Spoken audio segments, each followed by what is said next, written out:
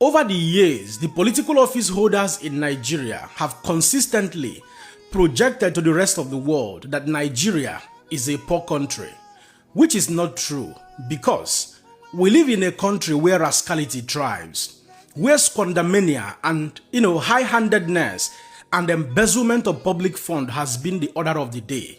Here is another justifying scenario that has just erupted in Benue State. The picture before you is a former American footballer who used to be a standout goalkeeper at the Liberty University, all the way in the United States of America.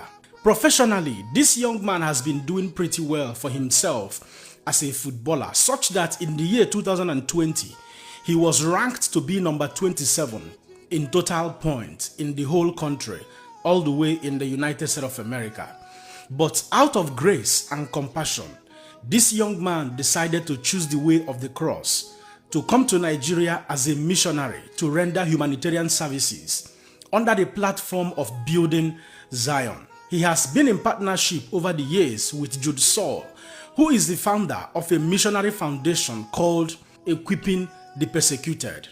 Now, here are the issues. Many of you can still recall in clarity that precisely in the month of June 2025, that over 270 Nigerians, including Muslims and Christians, but predominantly Christians, were massacred in Yelewata, all the way in Benue State. This young man, as compassionate as he has been, has rebuilt about 35 housing units all the way in that same state. The controversy today that you see from the trending video remains that this young man had also expressed interest to rebuild the homes of the internally displaced, the downtrodden, and many other survivors from that very heinous attack from the Islamic jihadist terrorist group in the northern part of Nigeria. But guess what? He approached the government of the day in Benue State that he wants to rebuild these homes for these persons. At first, they told him they were not going to, allow him to do that. But later on, when he pressured, they later sent him a video clip containing a budget of 300 million naira. A project, according to him, that could cost him barely about 50 to 60 million naira.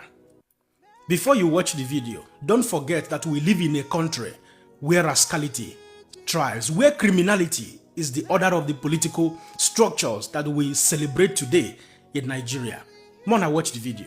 I had to go to the humanitarian commissioner and I let them know of my desire here, what I'm supposed to do. And I was directed that I'm not allowed to build the market. They said that the government has plans to build the market. And they said, we'll send you the plan tomorrow, maybe 2 days.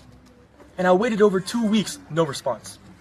And I'm pressuring, I'm asking, so what is happening? When are we going to build the market? You said you would send me the plan, I have no plan. And they sent me a video of a 300 million plan for a market in Yawara. While they told me I can't build, I would spend maybe 50 or 60 million to rebuild everything. And they would consider a 300 million market here in Yawara. I said, what market in any village or town is there that is worth 300 million in Nigeria? Not one. Zero. Even in cities, which city has 300 million market? Very few. And I said I would not partake in this. Because my personal opinion is that people are using funds that are meant for the persecuted, the afflicted. Christian or Muslim, it doesn't even matter. People are suffering in Nigeria.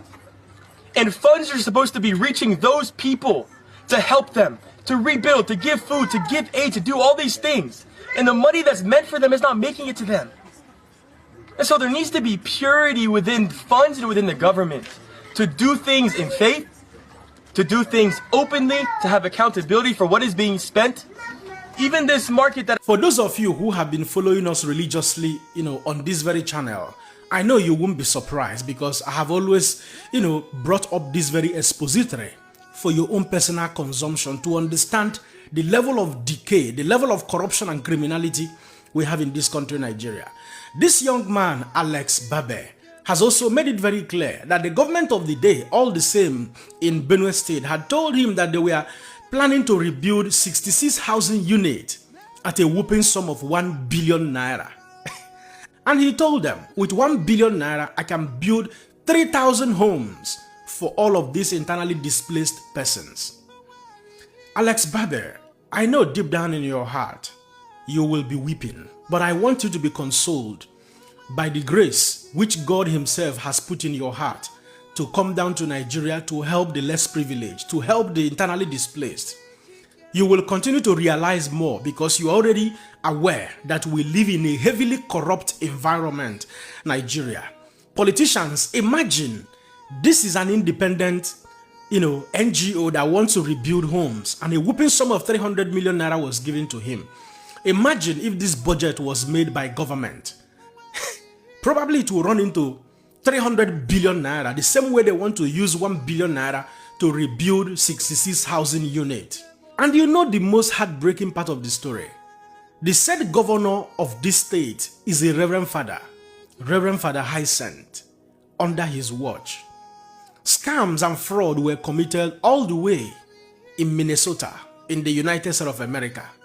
And the governor has made it categorically clear that he is never going to run for a second term because he failed categorically as a leader to be a watchdog through other organs of the government to ensure that fraud and corruption and criminality does not prevail. But in Nigeria, non-criminals are being appointed as ministers, senators, Senate president, commissioners, special advisors, governors, local government chairman, House of Rep members, and the gullible youth, who many a times I wonder if they have a future, turns out to celebrate this same criminality and uphold them to a very high esteem as men that have the wit, that have the capacity to win an election. May God deliver you from insanity and restructure your brain, that through his grace that was made available through the death of Christ Jesus, you will come back to your senses to understand that God has given us everything we desire to be happy in this material world. Life no suppose hard. Now politicians make life hard for Nigeria. I tell you, I will be the last man standing to support the criminality of a political party, APC-led administration. I may not be able to celebrate many of the Nigerian politicians because when you x-ray their antecedent, you will weep. And if you are an upright man that believes in rule of law and due process, you would never see any reason to celebrate any of these persons. All we are asking for is transparency, using public funds for the public good of the people. And that is why we are clamoring for a new Nigeria. That is why we are yearning for a man that will come and reset the status quo, that will change the status quo of corruption and criminality in Nigeria, that subsequent political office holders will stand on the same foundation of purity to rebuild Nigeria, so that it will no longer be business as usual for our president and our governors and our ministers to begin to tell the rest of the world that we are a poor country. We are not poor. Criminality is what has crippled this nation. Well, we will not stop. We will continue to expose all of this criminality and corruption to the rest of the world and to the Nigerians who have hardened their heart because they are part of the common men. They are part of the beneficiaries of the criminal political structures and political leadership we have in Nigeria. Sooner or later, nature, karma, God himself will find a way to make you, to cause you to begin to fight a unified, beautiful Nigeria where rule of law, due process shall reign supreme. At this point, I will allow you guys to be the judge. Don't forget to let me know what you think in the comment section and share this video. Man, another person see him. God bless you.